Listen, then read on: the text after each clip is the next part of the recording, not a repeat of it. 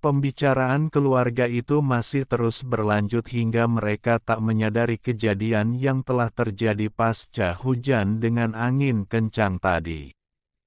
Hampir pukul 11:30 yang artinya sudah di pertengahan hari.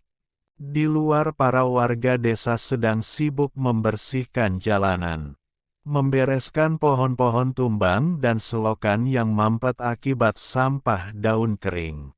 Belum lagi jalan licin akibat tanah merah yang terbawa air. Tampak seluruh warga sedang kerja bakti kecuali keluarga Uli.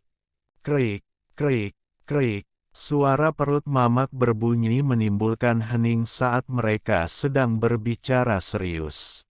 Ada banyak hal yang harus keluarga itu persiapkan. Mulai dari membuat bukti bahwa pernikahan Uli dilakukan bukan dengan Monang melainkan Arya. Sampai berkas-berkas yang harus diurus ulang. Sungguh merepotkan memang. Agar masalah berkas cepat selesai dan diterima oleh Dinas Pencatatan Data Warga maka, mereka berinisiatif untuk menempuh jalan tol saja. Memberi beberapa lembar kertas berwarna merah dengan ukuran 151 mm x 65 mm yang dicetak menggunakan teknik intaglio. Sungguh lembaran yang mampu membuat siapa saja lupa diri. Dengan cara itu petugas Dinas Pencatatan Data Warga dapat dengan cepat memproses segala urusan mereka.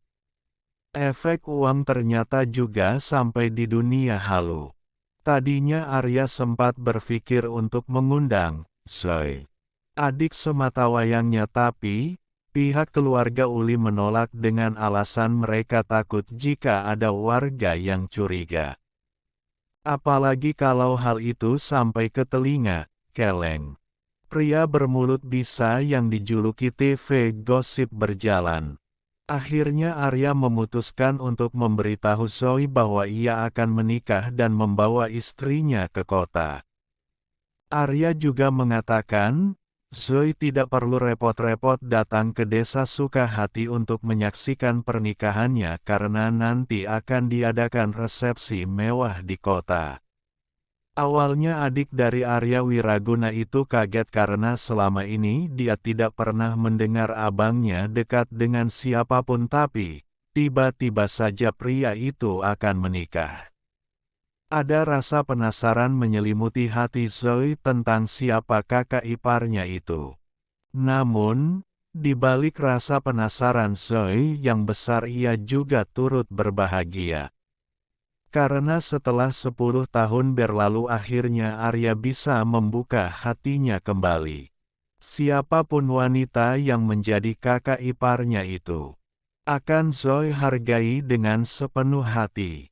Sebab wanita itu berhasil merubah pola pikir abangnya yang sempat tidak ingin mengenal wanita lagi. Astaga, sudah hampir jam 12 siang ternyata. Sejak pagi tidak ada apapun yang kita konsumsi selain teh. Itu pun sudah dingin. Pantas saja sekarang perutku keroncongan, ucap Mamak canggung saat seluruh mata memandangnya. Tak lama perut Uli pula yang berbunyi. Kemudian disusul oleh Bapak, Arya dan terakhir Luhut. Suara perut itu bersahutan bagai sebuah irama, menimbulkan gelak tawa dari bibir mereka masing-masing. Marilah kita makan dulu. Lagi pula masalah ini juga sudah selesai.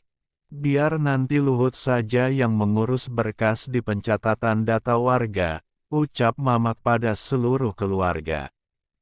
Wanita tua itu berjalan ke dapur, mempersiapkan makanan yang masih berada di atas kompor. Tadi saat Luhut meminta seluruh keluarga berkumpul, Mamak sedang memasak. Sekarang ibu dua anak itu kembali melanjutkan ritual masaknya lagi. Memastikan keluarganya makan makanan sehat. Bagaimanapun keadaannya, seorang ibu tetap akan memperhatikan kondisi rumah serta seluruh penghuninya.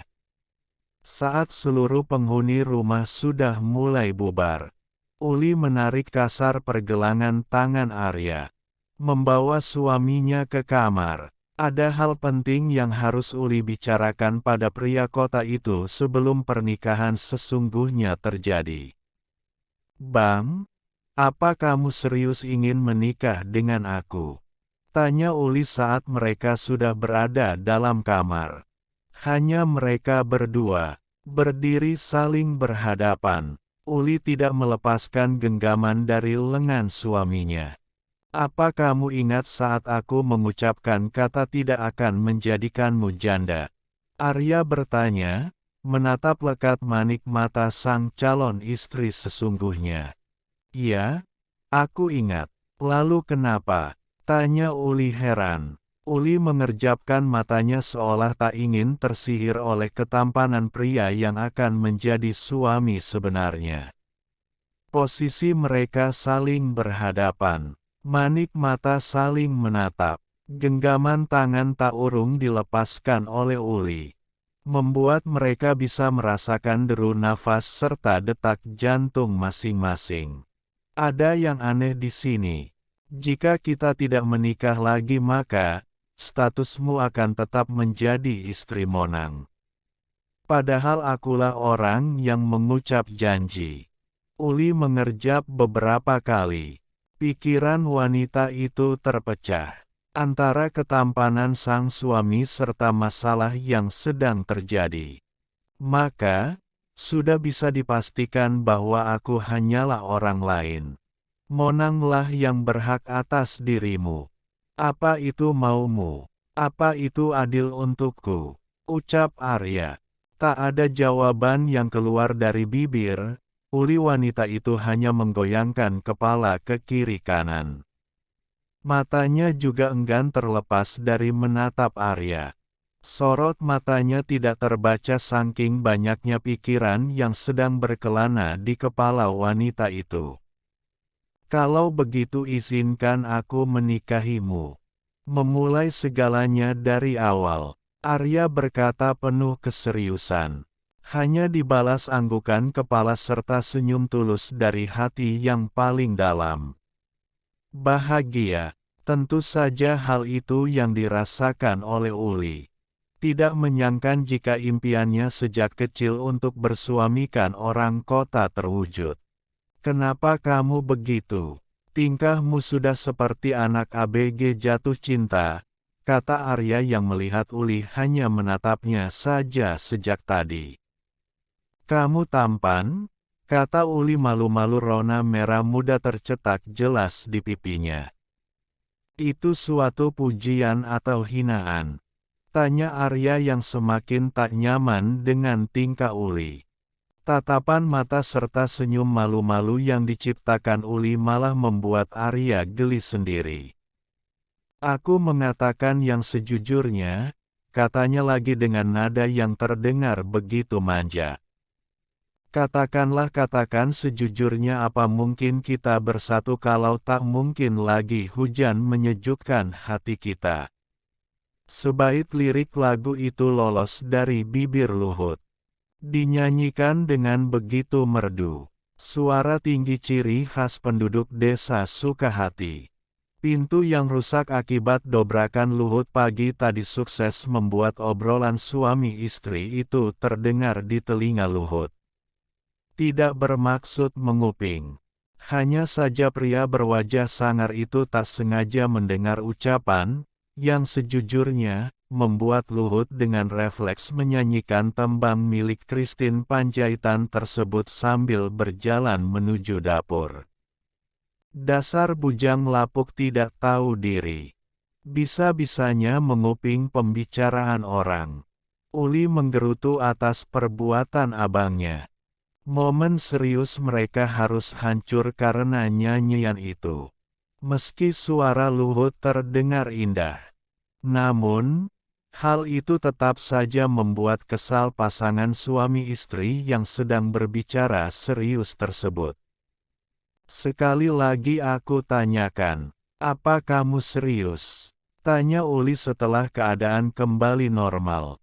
Sudah kukatakan bahwa aku tidak akan pernah ingkar janji. Arya menjawab mantap. Entah apa sebenarnya yang ada di pikiran pria itu. Menerima pernikahan yang seharusnya bukan untuk dirinya. Apa itu berarti kamu menyukaiku? Tanya Uli ragu tapi rona merah tidak bisa dibohongi. Wanita itu menunggu jawaban iya dari bibir Arya. Namun, sayang, tidak, jawab Arya cepat karena memang perasaan itu sama sekali belum muncul di hatinya. Raut ragu di wajah Uli berubah menjadi raut kecewa mendengar jawaban Arya.